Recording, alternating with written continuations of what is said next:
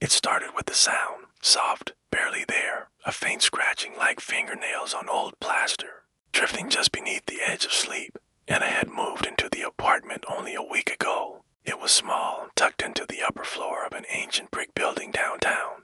Had been drawn in by its charm, the creaky wooden floors, the stained glass window over the stairwell, the way the walls seemed to carry the scent of time itself. The landlord had smiled as he handed her the keys. "Just you?" he'd asked, eyebrows raised. "All alone?" Anna had nodded, laughing nervously. "Yes, just me." The first night, the sounds were easy to dismiss. Old buildings settle, she told herself. They breathe, they sigh, they creak. But on the second night, she heard it again. Scratch, scratch, whisper. She sat up in bed, holding her breath. The sound was coming from the wall by the headboard, a dry, papery whisper, almost like someone dragging their fingertips along the other side. She placed her palm against the cold wall, nothing, silence. By morning, she had convinced herself it was nothing more than her imagination. The third night was worse. Anna was almost asleep when the whispering started again, but this time it was clearer. It wasn't just the scratching,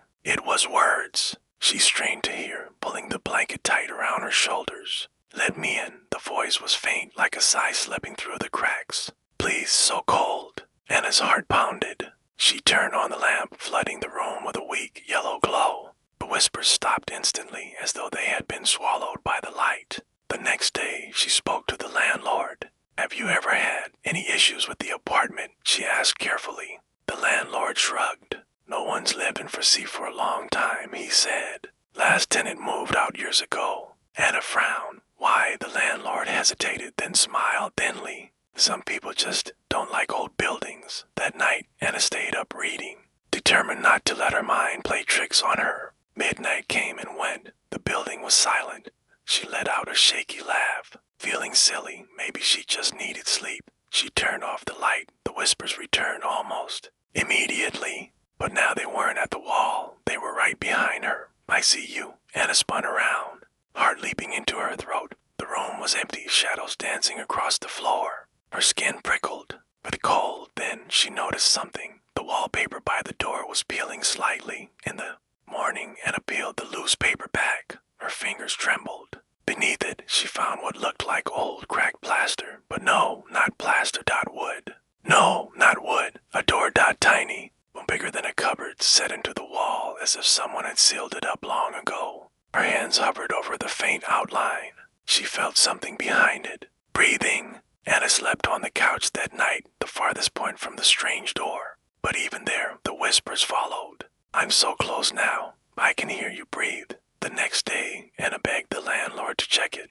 "There's something in the walls," she said, shaking. He gave her a long, tired look. "You should leave, Anna." That night, she barricaded the little door with a chair, a dresser, anything she could push against it. She sat on the floor, staring at the wall, watching as the old wallpaper seemed to twitch along the seams. She must have drifted off because she woke to a soft tapping not from the wall, but from inside the room. She looked up. The chair was tipped over. The dresser was shoved aside. The tiny door in the wall was open just a crack. A cold, sharp whisper floated out. "I'm here." Anna wanted to run, but her body refused to move. She could only watch as the crack in the door widened inch by inch. A pale fingertip slipped through the gap, long, bone-thin, nails like splinters. Then another finger, and another. The whispers grew louder, pressing against her ears, her mind, her very skin. "So lonely, come closer. Let me see your face." Anna's scream was swallowed by the room.